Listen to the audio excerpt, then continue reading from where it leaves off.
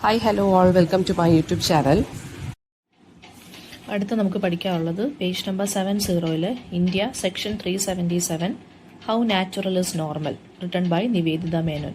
So Nivedita Menon എന്ന് പറയുന്നത് JNU Jawaharlal Nehru university ഡൽഹിയിലെ പൊളിറ്റിക്കൽ സയൻസ് ഡിപ്പാർട്ട്മെൻറ്റിലെ പ്രൊഫസറാണ്. സോ അവരൊരു ഫെമിനിസ്റ്റ്, ഓഫ് കോഴ്സ് ഒരു ഫെമിനിസ്റ്റ് റൈറ്ററാണ്. സെക്ഷുവാലിറ്റി, പൊളിറ്റിക്സ് ഇതുമായിട്ട് ബന്ധപ്പെട്ട് കുറേ എസ്സേസും കുറേ കാര്യങ്ങളുമൊക്കെ ഇവർ കുറേ വർക്ക്സൊക്കെ ഇവർ എഴുതിയിട്ടുണ്ട്. പിന്നെ കുറേ ഫെമിനിസ്റ്റുകളുടെ ഇൻഫ്ലുവൻസ് കാരണമാണ് അവർ ഈ ഒരു പാത്തിലോട്ട് വന്നത്. ആൻഡ് അവരുടെ കുറച്ച് ഇമ്പോർട്ടൻറ്റ് വർക്ക്സിൻ്റെ കാര്യമൊക്കെ പറയുന്നുണ്ട്. ആൻഡ് നമുക്കിപ്പോൾ പഠിക്കാനുള്ള ഈ ഒരു എസ്സേ എന്ന് പറയുന്നത് section 377. So before going to the essay, section 377 എന്താണ്? നമ്മുടെ ടൈറ്റിൽ ഓഫ് ദി എസ്സേ ആണ് India section 377 how natural is normal. 377 എന്ന് പറയുന്നത് ബ്രിട്ടീഷുകാർ റൂൾ ചെയ്തുകൊണ്ടിരുന്ന സമയത്ത് 1860 കൊണ്ടുവന്ന ഒരു കൊളോണിയൽ ലോ ആണ്. അതെന്താണെന്ന് വെച്ച് കഴിഞ്ഞാൽ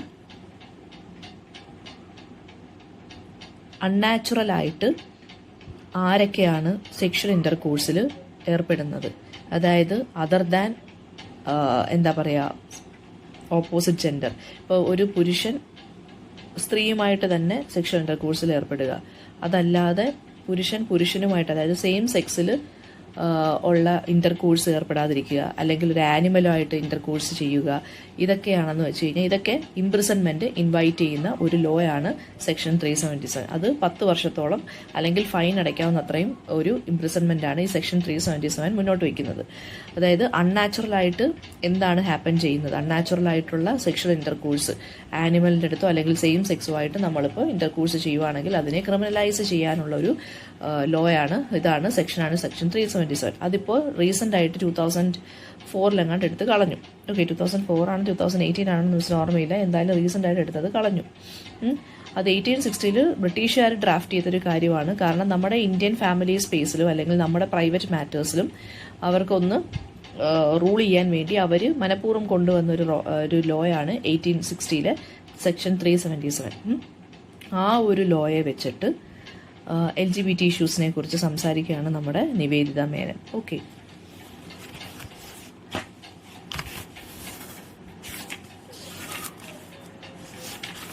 ദെൻ നമുക്ക് സമ്മറി നോക്കാം. അപ്പോൾ ഈ ഒരു essay India section 377 how natural is normal എന്ന് പറയുന്നത് ഒരു ലെസ്ബിയൻ കപ്പിൾ, കേരളത്തിലെ ഒരു ലെസ്ബിയൻ കപ്പിളിൻ്റെ എപ്പിസോഡ് പറഞ്ഞിട്ടാണ് നിവേദിത മേനൻ സ്റ്റാർട്ട് ചെയ്യുന്നത്. അതായത് 2 ഗേൾസിനെ ഒരുമിച്ച് താമസിക്കണമെന്ന് പറഞ്ഞു, പക്ഷേ പേരൻസും പോലീസും എല്ലാം നല്ല രീതിയിൽ ഹരാസ് ചെയ്തു. അവസാനം അവർ രക്ഷപ്പെട്ട് ഓടി.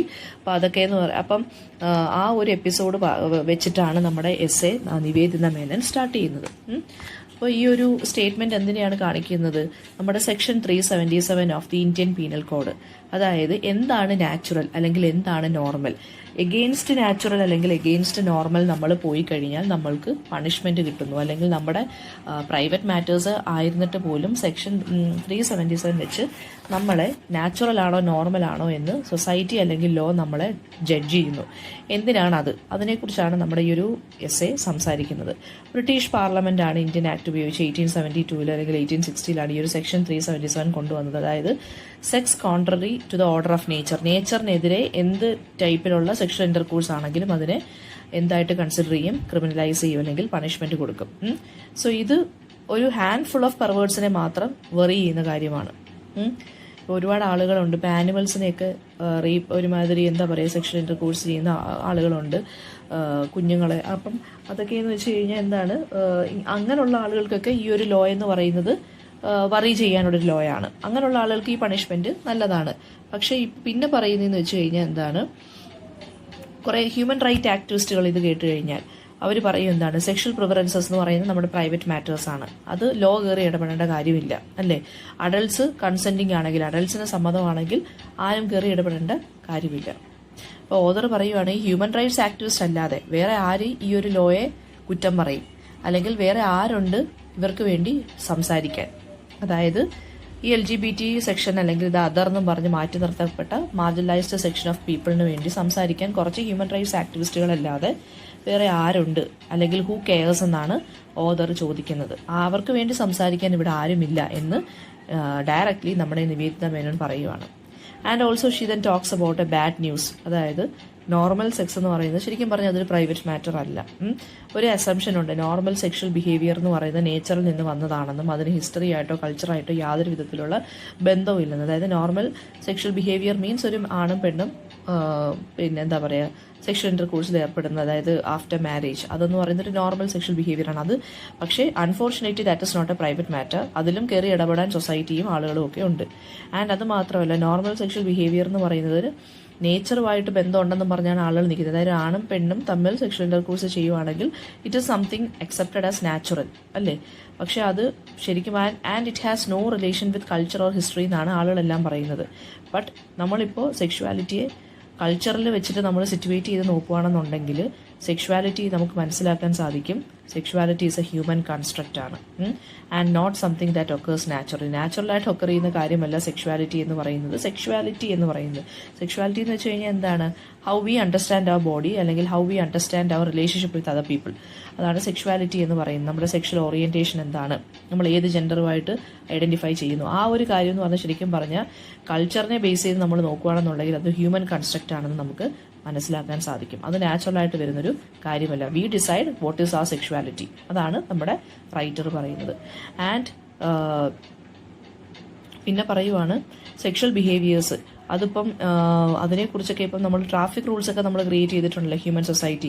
അതെന്തിനു വേണ്ടിയാണ്, ഒരു ഓർഡറിന് വേണ്ടിയാണ് ട്രാഫിക് റൂൾസ് ക്രിയേറ്റ് ചെയ്തേക്കുന്നത്. അതിപ്പം ഇന്ത്യയിലാണെങ്കിൽ റൈറ്റ് സൈഡ് ആണെങ്കിൽ USA പോകുമ്പോൾ ലെഫ്റ്റ് സൈഡ് ആയിരിക്കും ഡ്രൈവിംഗ് സീറ്റ് വരുന്നത്, അല്ലെങ്കിൽ ഡ്രൈവ് ചെയ്യുന്നത് ഡ്രൈവർ ഇരിക്കുന്ന സീറ്റ്. സോ ട്രാഫിക് റൂൾസ് ശരിക്കും പറഞ്ഞാൽ എന്തിനാ ക്രിയേറ്റ് ചെയ്ത്, ഓർഡർ കൊണ്ടുവരാൻ വേണ്ടി അല്ലേ. സെക്ഷൽ ബിഹേവിയേഴ്സും പറഞ്ഞതുപോലെ എന്താണ്, ഒരു ഓർഡർ കൊണ്ടുവരാൻ വേണ്ടിയാണ് ഇതുപോലെ ഇന്ന കാര്യങ്ങളാണ് നാച്ചുറൽ, ഇന്ന കാര്യങ്ങൾ അൺനാച്ചുറൽ ആണ് എന്ന് കൊണ്ടുവന്നിരിക്കുന്നത്. സോ ഇവിടെ പറയുവാണ്, if you drive left side ആണ് ഇന്ത്യയിലാണെങ്കിൽ റൈറ്റ് സൈഡ് ആയിരിക്കും USA നമ്മൾ ഡ്രൈവ് ചെയ്യുന്നത്. ഓക്കെ, ദെൻ ഡൽഹിയുടെ ട്രാഫിക് റൂൾസ് എക്സാമ്പിളായിട്ട് എടുക്കുകയാണെന്ന് വിചാരിച്ചോ. നമുക്കിപ്പോൾ ട്രാഫിക് റൂൾസ് ആണെങ്കിലും ഒരു സിറ്റി പ്ലാൻ ചെയ്യുന്നതാണെങ്കിലും സിറ്റിയിലെ മെയിൻ ഏരിയാസ് ഒക്കെ പ്ലാൻ ചെയ്ത് ബിൽഡിങ്സ് ഒക്കെ പ്ലാൻ ചെയ്യുന്നതാണെങ്കിലും അത് അർബൻ പ്ലാനേഴ്സ് ആയിരിക്കും, അല്ലെങ്കിൽ അർബൻ പ്ലാനിങ് വെച്ചിട്ടായിരിക്കും എന്ത് ചെയ്യുന്നത്, പ്ലാൻ ചെയ്യുന്നത് അല്ലേ. എന്തിനു വേണ്ടിയാണ് പ്ലാൻ ചെയ്യുന്നത്, ശരിക്കും പറഞ്ഞു കഴിഞ്ഞാൽ ഏതൊക്കെ വെഹിക്കിൾ എവിടെയൊക്കെ പോകണം, റിച്ചിനും പൂറിനും എവിടെയൊക്കെ ജീവിക്കണം, പ്രൈവറ്റ് വെഹിക്കിൾസ് എങ്ങനെ യൂസ് ചെയ്യണം അല്ലേ, energy saving mode of transport വേണം നമ്മൾ യൂസ് ചെയ്യാൻ എന്നൊക്കെ പറഞ്ഞ് കുറേ ഇതുണ്ടല്ലോ. അതൊക്കെ എന്തിനു വേണ്ടിയാണ്, നമുക്കൊരു ഓർഡർ ക്രിയേറ്റ് ചെയ്യാൻ വേണ്ടി മാത്രമാണ്. അപ്പോൾ പറയുവാണ്, നാച്ചുറലായിട്ടുള്ള കാര്യമാണെന്നുണ്ടെങ്കിൽ നമ്മൾ എന്തിനാ പിന്നെ വെറുതെ ഈ ഓർഡേഴ്സ് ഒക്കെ ക്രിയേറ്റ് ചെയ്യുന്നത്. അതായത് സിറ്റിയിലെ കാര്യങ്ങളാണെങ്കിൽ പോലും, അതായത് സ്കൂളിൽ പോകുന്ന കാര്യമാണെങ്കിലും തിരിച്ച് വർക്കിൽ പോകുന്ന കാര്യമാണെങ്കിൽ പോലും എന്തിനും ഏതിനും ട്രാഫിക്കിനാണെന്നുണ്ടെങ്കിലും റൂൾസ് ഉണ്ട് അല്ലേ. ട്രാഫിക് ലോ നമുക്ക് അഡ്വാൻറ്റേജസ് ആയിട്ടും പറയാം. അർബൻ പ്ലാനിംഗ് എന്ന് പറയുന്നത് നമ്മുടെ കൺവീനിയൻസിന് വേണ്ടി ചെയ്ത കാര്യമാണെന്ന് പറയാം അല്ലേ. പക്ഷേ നമുക്ക് ആർഗ്യൂ ചെയ്യാൻ പറ്റുമോ ട്രാഫിക് ലോസ് നാച്ചുറൽ ആണെന്ന്? അല്ല, അതും ആര് ക്രിയേറ്റ് ചെയ്തതാണ്, ഹ്യൂമൻ ബീയിങ്സ് ഒരു ഓർഡറിന് വേണ്ടി ക്രിയേറ്റ് ചെയ്തതാണ്. So what is the point that ഈ നിവേദിത മേനോൻ എന്താണ് പറയുന്നത്, she's actually saying that sexuality ആണെങ്കിലും എല്ലാ കാര്യങ്ങളാണെന്നുണ്ടെങ്കിലും നമ്മൾ തന്നെ ക്രിയേറ്റ് ചെയ്തൊരു കാര്യമാണ്. ഇതാണ് നാച്ചുറൽ എന്ന് വി ഹ്യൂമൻ ബീയിങ്സ് ആണ് ഡിഫൈൻ ചെയ്തത്, അല്ലാതെ നാച്ചുറലായിട്ട് നമുക്ക് പാസ് ചെയ്തു തന്ന കാര്യമൊന്നും അല്ലത്.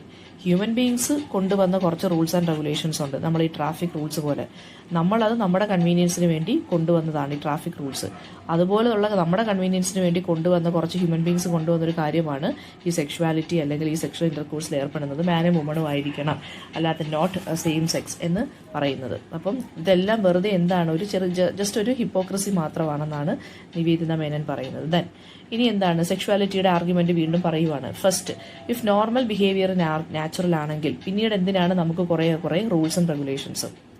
ഒരു ബിഹേവിയർ നോർമൽ ആണെന്ന് പറയുവാണെങ്കിൽ അല്ലെങ്കിൽ നാച്ചുറൽ ആണെന്ന് നമ്മളിപ്പോൾ പറയുവാണെന്നുണ്ടെങ്കിൽ പിന്നെ എന്തിനാണ് നമുക്ക് കുറേ റൂൾസ് ആൻഡ് റെഗുലേഷൻസ്, നമ്മൾ എന്തിനാണ് പിന്നെ കുറേ കൺസ്ട്രെയിൻസ് വെക്കുന്നത്. അത് എക്സാമ്പിളായിട്ട് അവർ പറയുന്നത്, first one, gendered dress code. അതായത് അറിയാമല്ലോ, പിങ്ക് കളർ എന്ന് പറയുന്നത് ഇപ്പോൾ പെണ്ണുങ്ങൾക്ക് വേണ്ടി, ബ്ലൂ കളറൊക്കെ ആണെങ്കിൽ ആണുങ്ങൾക്ക് വേണ്ടി. അതായത് പിങ്ക്, ഇപ്പോൾ ഗേൾ, ഇപ്പോൾ ഒരു if a baby is born if എന്താണ് നമ്മൾ യൂട്യൂബ് വീഡിയോസിനകത്തൊക്കെ കാണത്തില്ലേ, if you want to find out the gender of a baby, അതിപ്പോൾ പിങ്ക് ആണെന്നുണ്ടെങ്കിൽ ഗേൾ എന്നും ബ്ലൂ ആണെന്നുണ്ടെങ്കിൽ ബോയ് എന്നുമാണ് നമ്മൾ പറയുന്നത്. സോ ആ ഒരു കളറിൽ, അതായത് ഡ്രസ് കോഡിൽ പോലും അല്ലെങ്കിൽ കളേഴ്സിൽ പോലും ജെൻഡറിങ് നമ്മൾ കൊണ്ടുവന്നിരിക്കുകയാണ്. ഇപ്പോൾ ഒരു ഒരു താടിയുള്ളൊരു മനുഷ്യൻ സ്കേർട്ട് വിട്ട് പബ്ലിക് പ്ലേസിൽ പോവുകയാണ്. അത് ഒരു നോർമൽ സൊസൈറ്റിയുടെ ബേസ്മെന്റിനെ തന്നെ ഷേക്ക് ചെയ്യുന്നു അല്ലേ. എല്ലാവർക്കും ഒരു ഷോക്കായിരിക്കും. And if that man is a hijra ആണെന്നുണ്ടെങ്കിൽ നമ്മൾ എന്ത് ചെയ്യും, നോർമൽ സൊസൈറ്റിയിൽ അയാളെ നോക്കത്തില്ല, അയാളെ വെക്കില്ല, അയാളെ അന്ന് മാർജിനലൈസ് ചെയ്തിട്ട് അല്ലെങ്കിൽ ഐസൊലേറ്റ് ചെയ്തിട്ടായിരിക്കും നമ്മൾ ജീവിക്കുന്നത്. സോ പറയുവാണ്, സൊസൈറ്റി ഇറ്റ് സെൽഫ് നാച്ചുറൽ ആണെന്നുണ്ടെങ്കിൽ നമ്മൾ എന്തിനാ പിന്നെ ഇതുപോലുള്ള റൂൾസ് ആൻഡ് റെഗുലേഷൻസ് ക്രിയേറ്റ് ചെയ്തേക്കുന്നതെന്ന് ചോദിക്കുവാണ്. അതായത് റോങ് ബോഡിയിൽ റോങ് ക്ലോത്ത്, ഈ ഒരു ഒറ്റ കാര്യം മതിയോ നമ്മുടെ സൊസൈറ്റി ഷേക്ക് ചെയ്യാൻ? അതായത് ഇപ്പോൾ ഇങ്ങനെയുള്ള തേർഡ് ജെൻഡേഴ്സിൻ്റെ റൈസ്, ട്രാൻസ്ജെൻഡറിനെ പീപ്പിളിൻ്റെ അല്ലെങ്കിൽ LGBT പീപ്പിളിൻ്റെ റൈസ് ശരിക്കും പറഞ്ഞാൽ നമ്മുടെ സൊസൈറ്റി അല്ലെങ്കിൽ കൾച്ചറിൻ്റെ ബേസ്മെൻറ്റിനെ തന്നെ ഷേക്ക് ചെയ്യുന്നതെന്നൊക്കെ പറഞ്ഞാണ് ആളുകൾ, നമ്മുടെ സംസ്കാരത്തിനെതിരാണെന്ന് പറഞ്ഞാണ് ആളുകൾ വരുന്നത്. സോ പറയുവാണ്, ഇഫ് സംതിങ് ഇസ് നാച്ചുറൽ ആണെങ്കിൽ, അതായത് ഈ ഒരു ഓർഡർ ഹ്യൂമൻ ബീങ്സ് തമ്മിലുള്ള നമ്മുടെ ഈ മാൻ വുമൺ റിലേഷൻഷിപ്പ് എന്നുള്ള ഈ ഒരു നാച്ചുറൽ ഓർഡർ ശരിക്കും പറഞ്ഞാൽ നാച്ചുറൽ ആണ് എങ്കിൽ പിന്നെ എന്തിനാണ് നമ്മൾ ഭയപ്പെടുന്നത്, പിന്നെ എന്തിനാണ് നമ്മൾ ഈ റെസ്ട്രിക്ഷൻസ് ഒക്കെ വെക്കുന്നത് എന്ന് ചോദിക്കുവാണ്. ഒരു തുണി മാറ്റിയിട്ടാൽ, ഒരാളൊരു തുണി മാറ്റിയിട്ടാൽ അത് ശരിക്കും പറഞ്ഞു കഴിഞ്ഞാൽ നമ്മുടെ സൊസൈറ്റിയെ ബാധിക്കേണ്ട ഒരു കാര്യമാണോ എന്ന് ചോദിക്കുവാണ്. സെക്കൻഡ് തിങ് എന്ന് പറയുന്നത് എന്താണ്? എഡ്യൂക്കേഷൻ വഴി, റിലിജൻ വഴി, ഫാമിലി വഴി അല്ലെങ്കിൽ സ്കൂൾസ് വഴിയുള്ള ഡിസിപ്ലിന് നമ്മളെ എന്താ പഠിപ്പിച്ചിരിക്കുന്നത്? സെയിം സെക്സുമായിട്ടുള്ള ഒരു ഡിസയർ എന്ന് പറയുന്നത് സിന്നാണെന്നാണ്, അല്ലേ? അത് ഈ എഡ്യൂക്കേഷൻ വഴിയും നമ്മുടെ റിലിജൻ വഴിയും ഫാമിലീസ് വഴിയും നമ്മളെ ഇങ്ങനെ ആളുകൾ എന്ത് ചെയ്യാണ്? ബ്ലാക്ക്മെയിൽ ചെയ്തുകൊണ്ടിരിക്കുവാണ്. നെക്സ്റ്റ്, ഇപ്പം ഇഫ് ദ 2 things ഫെയിൽ, അതായത് ഹെട്രോസെക്ഷൽ പീപ്പിളിനെ അപ്പം ഹോമോസെക്ഷൽ പീപ്പിളിനെ ഹെട്രോസെക്ഷൽ ആക്കാൻ വേണ്ടി കൗൺസിലിംഗ് ഒക്കെ കൊടുക്കുന്നുണ്ട് ഇപ്പം ആളുകൾ. അപ്പോൾ അതെന്ന് പറയും, ഇപ്പം അങ്ങനെ ഉണ്ടോ എന്നറിയത്തില്ല. എങ്ങനെയാണ് പണ്ട് കാലത്ത് ആളുകൾ കൗൺസിലിംഗ് കൊടുത്തുകൊണ്ടിരുന്നത്? ഷോക്ക് തെറാപ്പിയിലൂടെ അല്ലെങ്കിൽ ഫിസിക്കൽ അബ്യൂസ് വഴിയായിരുന്നു. കേരള ഇൻസിഡൻറ്റ് നമ്മൾ നോക്കുകയാണെന്നുണ്ടെങ്കിൽ ഫിസിക്കൽ അബ്യൂസ് വഴി അല്ലെങ്കിൽ നമ്മളെ കൗൺസിലിങ്ങിന് കൊണ്ടുപോകും. അവരെന്ത് ചെയ്യും? മെൻ്റലായിട്ട് ഇഷ്യൂ ആണെന്നും പറഞ്ഞ് അവർ അങ്ങ് ഷോക്ക് തെറാപ്പി ചെയ്യും. അതായത് ഇപ്പോൾ അയാൾക്ക് തോന്നുവാണ് അയാൾക്ക് പെണ്ണാണെന്ന്, ഒരാണിന് തോന്നുവാണ് ഞാൻ പെണ്ണാണെന്ന്. അപ്പം പേരൻസ് എന്തായിരിക്കും ഒബിയസ്ലി ചെയ്യുന്ന? കൗൺസിലിങ്ങിന് കൊണ്ടുപോകും. ഇത് വെറും തോന്നലാണെന്ന് പറഞ്ഞ് കൗൺസിലിങ്ങിന് കൊണ്ടുപോകും. അപ്പോൾ അവിടെ നിന്ന് എന്തായിരിക്കും തരുന്നത്? ഷോക്ക് തരും, അല്ലെങ്കിൽ എന്തെങ്കിലും മെഡിസിൻസ് തരും, അല്ലെങ്കിൽ ഫിസിക്കലായിട്ട് എന്തെങ്കിലും അബ്യൂസ് ചെയ്യും, അല്ലേ? സോ ഓദർ ഇങ്ങനെയുള്ള ക്വസ്റ്റ്യൻസ് ചോദിക്കുവാണ്. Why do we need laws to maintain something that is natural? എല്ലാ കാര്യങ്ങളും നാച്ചുറൽ ആണ്, അല്ലെങ്കിൽ മാൻ വുമൺ റിലേഷൻഷിപ്പ് നാച്ചുറൽ ആണ്, അല്ലെങ്കിൽ sexual intercourse between a man and woman is natural ആണെങ്കിൽ പിന്നെ എന്തിനാണ് നമ്മൾ കുറേ റൂൾസും റെഗുലേഷൻസിനും കൊണ്ടുവന്ന് ബാക്കിയുള്ളതിനെയൊക്കെ പേടിക്കുന്ന എന്തിനാണെന്ന് ചോദിക്കുവാണ്. ആൻഡ് ഇനി പറയുവാണ്, ഇനി നമ്മൾ ഫുഡ് കഴിക്കാനും നമ്മൾ ഉറങ്ങാനും വേണ്ടിയും ലോസ് ഉണ്ടോ എന്ന് ഇങ്ങനെ ചോദിക്കുവാണ്. ഓക്കെ, അതായത് ആളുകളെ സെക്സ് ചെയ്യാൻ ഫോഴ്സ് ചെയ്യുന്നതിന് പോലും ലോ ഉണ്ട്. നമ്മുടെ ഏറ്റവും പ്രൈവറ്റ് ആയിട്ടുള്ള കാര്യമാണ് അത്, പേഴ്സണൽ ആയിട്ടുള്ള കാര്യമാണ് അത്. സോ അതിന് പോലും ലോസ് ഉണ്ട്. അപ്പോൾ ഇനി ഉറങ്ങാനും ഫുഡ് കഴിക്കുന്നതിനും ഒക്കെ ലോസ് വരുമെന്നാണ് ആര് ചോദിക്കുന്നത്? നിവേദിത മേനോൻ ചോദിക്കുന്നത്. Then what is of real interest? അടുത്ത ക്വസ്റ്റ്യൻ എന്താണ്? ഇപ്പോൾ ഹ്യൂമൻ ബീയിങ്സ് ഒരു നാച്ചുറൽ ലൈഫ്, അതായത് പെർട്ടിക്കുലറായിട്ട് നാച്ചുറൽ ലൈഫ്സ് ലീഡ് ചെയ്തില്ലെങ്കിൽ ഇനി അതിൻ്റെ അകത്തുള്ള ഇഷ്യൂ എന്താണ് എന്നാണ് ചോദിക്കുന്നത്. കാരണം എന്താണ്? നമ്മളിപ്പോൾ എല്ലാവരും നാച്ചുറൽ ലൈഫ്സാണോ ലീഡ് ചെയ്യുന്നത്? നമ്മളിപ്പോൾ എല്ലാം നാച്ചുറലായിട്ടാണോ ജീവിക്കുന്നത്? നാച്ചുറൽ ഫുഡാണോ നമ്മൾ കഴിക്കുന്നത്? അല്ല, ജങ്ക് ഫുഡാണ് കഴിക്കുന്നത്. നാച്ചുറലായിട്ട് നമ്മൾ പ്ലേറ്റ്സ് നമ്മുടെ ഇലയിൽ, വാഴയിലാണോ കഴിക്കുന്നത്? അല്ല. ക്ലോത്ത്സ് വെച്ച് നമ്മളെന്താ ലീവ്സ് വെച്ചിട്ടാണോ നമ്മൾ ക്ലോത്തിങ്? അല്ല.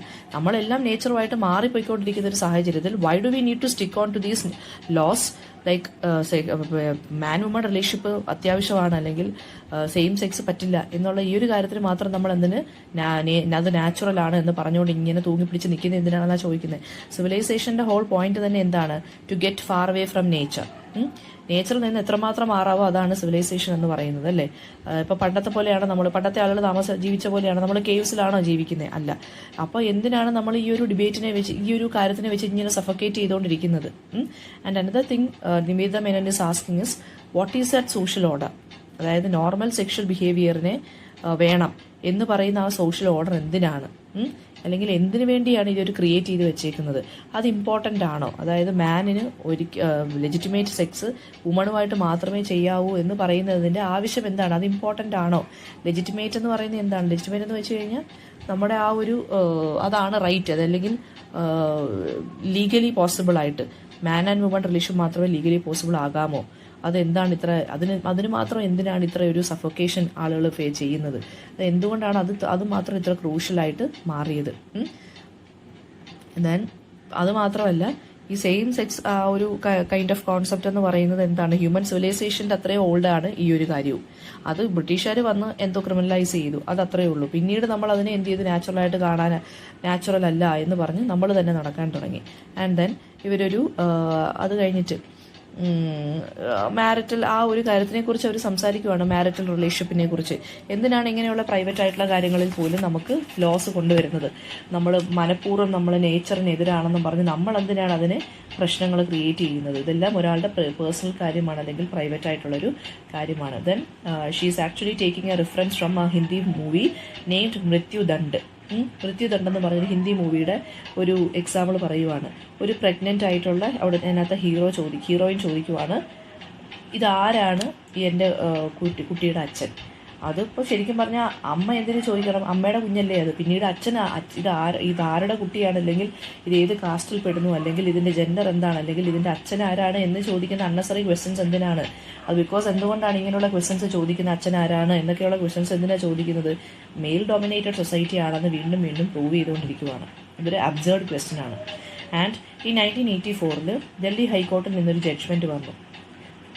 ഫണ്ടമെൻ്റൽ റൈറ്റ്സ് ടു ഇക്വാളിറ്റി അല്ലെങ്കിൽ ഫ്രീഡം എന്ന് പറയുന്നത് ഫാമിലിയിൽ ശരിക്കും പറഞ്ഞാൽ ഇക്വാളിറ്റിക്കും ഫ്രീഡത്തിനും പ്ലേസ് ഉണ്ട് എന്ന് 1984 ഒരു ജഡ്ജ്മെൻറ്റ് വന്നു. പക്ഷേ കോൺസ്റ്റിറ്റ്യൂഷൻ നമ്മളിപ്പോൾ ആ ഒരു നിയമം നമ്മൾ പാലിക്കുന്നവരാണെങ്കിൽ, നമ്മളെല്ലാം നാച്ചുറൽ ആയിട്ട് അല്ലെങ്കിൽ ലോസിന് അതിനനുസരിച്ച് പാലിക്കുന്നവരാണെങ്കിൽ നമ്മുടെയൊക്കെ ഫാമിലിയിൽ ഇക്വാളിറ്റി അല്ലെങ്കിൽ ഫ്രീഡം കാണേണ്ടതാണ്. പക്ഷേ അങ്ങനെ കാണുന്നുണ്ടോ? ഇല്ല. ഇപ്പോൾ ഫാമിലി ഇൻ ഇന്ത്യ എന്ന് പറയുന്നത് എന്താണ്? എക്സ്ട്രീമായിട്ട് ഇൻഇക്വാളിറ്റി സ്റ്റേ ചെയ്യുന്നൊരു സിസ്റ്റമാണ് ഫാമിലി ഇൻ ഇന്ത്യ എന്ന് പറയുന്നത്, അല്ലേ? വൈഫ് അവളുടെ കല്യാണത്തിന് ശേഷം സർനെയിം മാറ്റുന്നു, ഈക്വൽ റൈറ്റ്സ് ഇല്ല, സെക്ഷൽ ഡിവിഷൻ ഓഫ് ലേബർ ആണ്, അതായത് സ്ത്രീകൾക്ക് അൺപെയ്ഡ് ആയിട്ടുള്ള ഡൊമസ്റ്റിക് ലേബറാണ്, കിച്ചണിൽ കിടക്കണം, ആണുങ്ങൾ ജോലിക്ക് പോയി വരും. ഇതൊക്കെ എന്ന് പറയുന്നത് എന്താണ്? ലോസ് ഉണ്ടായിട്ട് പോലും, ഹൈക്കോർട്ടിൽ നിന്ന് വിധി ഉണ്ടായിട്ട് പോലും നമ്മൾ അങ്ങനെയാണോ ചെയ്യുന്നത്? അല്ല. ആൻഡ് ദെൻ റൈറ്റ് ടു ഇക്വാളിറ്റിയും ഫ്രീഡം എന്ന് പറയുന്നത് ആളുകൾ പറയുന്നത് എന്താണ്? അങ്ങനെയുള്ള കാര്യങ്ങളൊക്കെ വന്ന് നമ്മുടെ ഫാമിലി ലൈഫിനെ തന്നെ ഡിസ്ട്രോയ് ചെയ്യുന്നത്. അതായത് പെണ്ണുങ്ങൾ ജോലിക്ക് പോയാൽ ഫാമിലി ലൈഫ് തീർന്നു, അല്ലെങ്കിൽ ഫാമിലി പോയി എന്നൊക്കെയുള്ള ചുറ്റുപാടുകളും അങ്ങനെയുള്ള വ്യൂസ് ഒക്കെ ആയിട്ട് നടക്കുന്ന ആളുകളാണുള്ളത്. ദെൻ പിന്നെ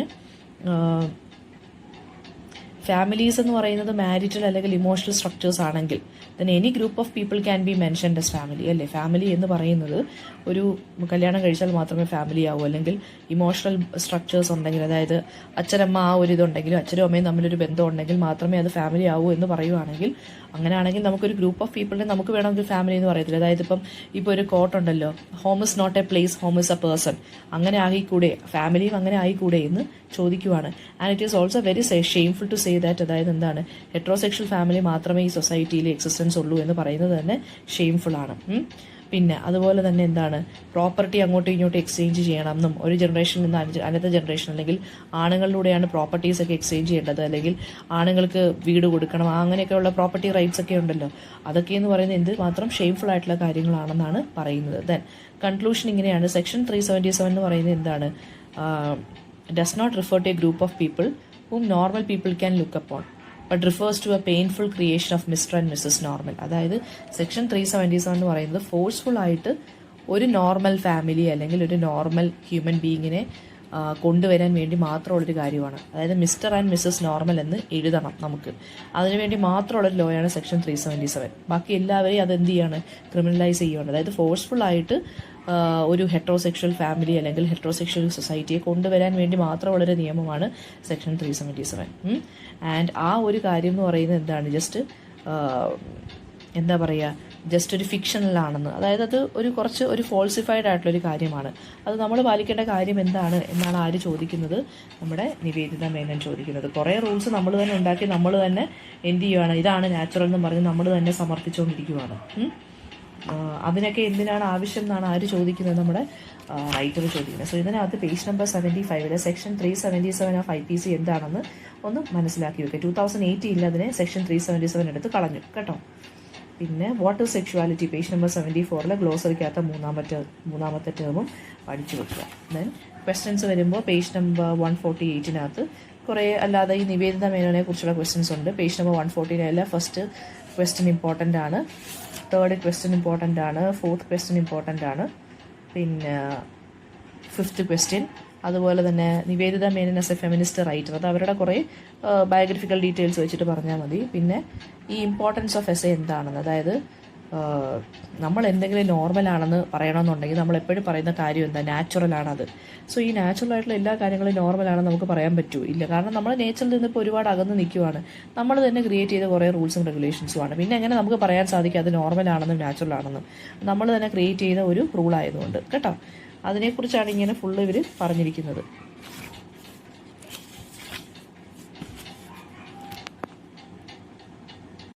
എന്തെങ്കിലും ഡൗട്ട് ഉണ്ടെങ്കിൽ so ask in the comment section. Thank you.